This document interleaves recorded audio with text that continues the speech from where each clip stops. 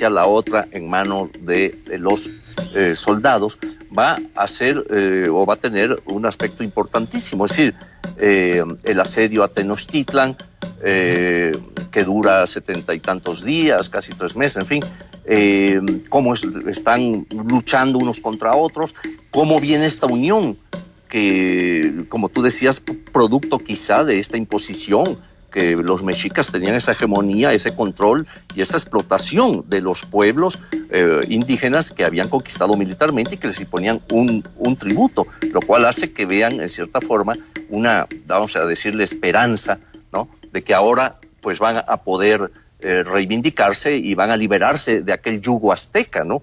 Entonces, se dan estos combates violentos, sabemos todo lo que ocurre con Moctezuma, donde están las dos versiones, ¿no? Me gustaría saber, Miguel, ¿qué opina de esto? Bueno, pues estas dos versiones, la indígena y la española de la muerte. Las da muy bien Tlilxóchitl, que dice, unos dijeron que de una pedrada que le dieron los propios mexicas cuando salió al balcón para tratar de calmarlos a instancias de lo que le pidió Cortés, y otros dicen que no, que cuando se fueron los españoles le dieron unas estocadas en el bajo vientre, y seguimos entonces en la incógnita. Yo lo que quisiera ahora ampliar un poco lo que estaba diciendo el maestro, el doctor Báez Félix, respecto del cambio de imágenes y de concepciones. Los mexicas creen al principio, efectivamente, que es Quetzalcóatl y los teteo, los dioses. Pero si vemos, por ejemplo, en los relatos que recogió Sagún en náhuatl, dice, son popolocas después de la matanza del Templo Mayor. Y luego también dice, parecen monos, ¿cómo les atrae el oro? Así con esas palabras, parecen monos. O sea, ya no creen que son dioses, ya no. Ahora, a su vez, los españoles, yo creo que también fueron variando. Desde que, por ejemplo, Ramírez de Fuenleal llega en 1533, presidente de la Segunda Audiencia, un hombre humanista muy abierto, le encarga a Olmos que vaya a recoger textos y información sobre las antiguallas, recoge Olmos los Huehuetlactoli y se queda pasmado. El oidor Zorita, Alonso de Zorita, años después, dice que le pidieron una serie de informes Felipe II y que dice en el informe que no se vaya a creer vuestra majestad que me estoy saliendo de lo que usted me pide, pero quiero que lea estos textos para que se vea cuál es el quilate de esta gente mexicana. Entonces yo me imagino a Felipe II en el Escorial con la gota y a verle qué decían estos naturales. Bueno, sí. Y los españoles, por ejemplo, van captando cada vez más, sobre todo los frailes, ¿no? El padre de las casas, Sagún, Mendieta, y llega en un momento en que, por ejemplo, Sagún escribe en un excursus dentro de su obra La Historia General de la Nueva España, dice, su educación era muchísimo mejor que la que estamos nosotros tratando de implantar. Y dice, hablando de los consejos de los padres a sus hijos e hijas, estos discursos, estos Huehuetlactoli, aprovechan más que los sermones que decimos en los púlpitos. Sí. O sea, cosas que eran un poco temerarias para un fraile decir eso, porque el Santo Oficio puede decir, a ver, otra vez repíteme esto, ¿no? Sí. Entonces yo creo que hay procesos de comprensión mutua. Sí. Y yo quiero decir con esto, que realmente nosotros como mexicanos que descendemos de ese encuentro, nuestro destino es tratar de buscar la comprensión y no de tratar de desgarrarnos. Pues una tontería eso, ¿no? Claro. Yo sí creo que si venimos de la gran civilización originaria de Mesoamérica y de la gran civilización originaria del cercano Oriente en su versión a través de los griegos, de los romanos y en su versión española, pues son dos herencias muy buenas, ¿no?, que deberíamos aprovechar.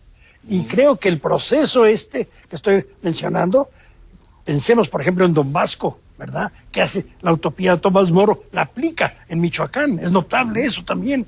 O sea, hubo grandes humanistas españoles, Fray Alonso de la Vera Cruz, admirable, ¿verdad? Todos estos, las casas, todos los frailes que hacen estas gramáticas, que descubren paradigmas que enriquecen a la lingüística universal. O sea, hay aspectos que debemos nosotros cada vez más de profundizar en ellos si queremos conocer cómo se desarrolló el proceso del cual somos una consecuencia. Claro. En la apologética de las casas, avanza en una reflexión donde compara algunas instituciones de los pueblos antiguos y las pone encima de Grecia. Claro, claro. En su reflexión, por ejemplo, donde que tiene que ver con la literatura ya en sí, ¿verdad? Propiamente Él habla de un desarrollo humanista en los pueblos mesoamericanos.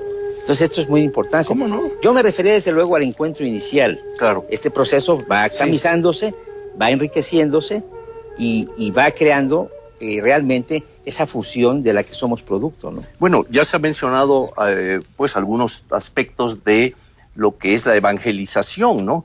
Precisamente tú has trabajado en el área de Michoacán, has tratado varios temas de cómo se está dando esto ahí, de la Virgen tal, de tal presencia, ¿no? En Michoacán, acudiendo a lo que decía Miguel León de Tatabasco, pues aprovechemos que nos cuentes un poco de ese aspecto desde la perspectiva que tú has estudiado allá.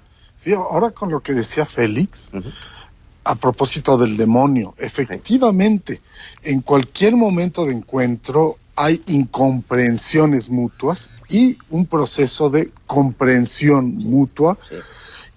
Pero en el caso de lo que mencionas, eso del demonio, es notable cómo ha perdurado esta idea, aún entre antropólogos y gente seria, ha perdurado mucho.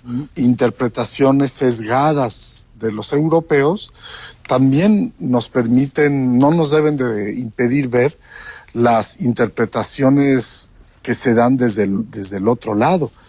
Y precisamente sobre lo que mencionas, Eduardo, el dualismo. Hace un rato mencionaste Dios o dioses. Sí.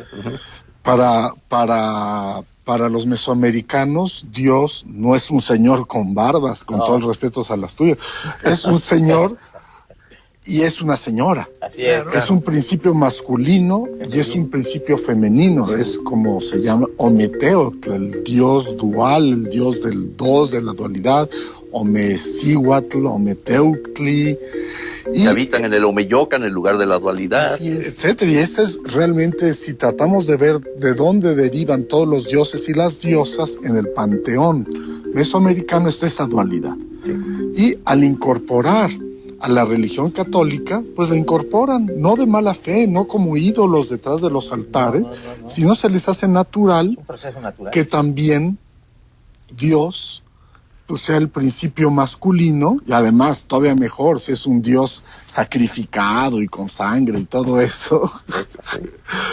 Y al mismo tiempo pues la Virgen María pues es la diosa, es como es la diosa principal, y con sus advocaciones pues remite, son procesos que tú has estudiado mucho, a las diferentes deidades femeninas que existían. Claro, los sacerdotes como Fray Pedro de Gante, insistían mucho en decirles, no, espérense, Dios es Dios, pero la Virgen María no es Dios, no es diosa. ¿Tú recuerdas cómo lo decía en náhuatl? Amo teotl, senka sipaguac sihuatl, una mujer muy limpia, pero no es diosa,